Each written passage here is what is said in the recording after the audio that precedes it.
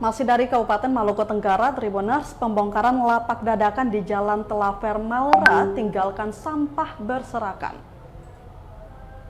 Pembongkaran lapak dadakan Natal dan Tahun Baru atau Nataru tinggalkan sampah berserakan di lahan kosong samping kiri pintu keluar Pasar Langgur, Jalan Telaver, Kabupaten Maluku Tenggara atau Malra. Pantauan tribunambon.com Selasa 2 Januari 2024 pukul 12.30 waktu Indonesia Timur, tampak karung plastik, botol minuman, plastik bening dan kayu bekas pembangunan lapak dadakan berserakan di mana-mana. Sementara terlihat dua orang pedagang yang sedang membongkar kayu bekas lapak untuk dibawa pulang, namun tanpa inisiatif membersihkan sampah yang berserakan di sekitarnya. Udin, salah satu pedagang sembako di kawasan tersebut, menyatakan pembongkaran lapak sudah semenjak tanggal 31 Desember 2023 sesuai perjanjian pihak pedagang dan pengelola pasar.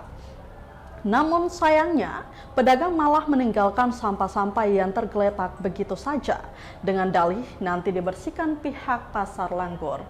Menurutnya mereka ini kan gabungan pedagang musiman jelang Nataru yang tiap tahun menjajakan dagangan di terminal luar kota. Namun lanjutnya untuk mengurangi kemacetan tahun ini direlokasi di sini oleh Dispenda bekerja sama dengan pihak pengelola pasar.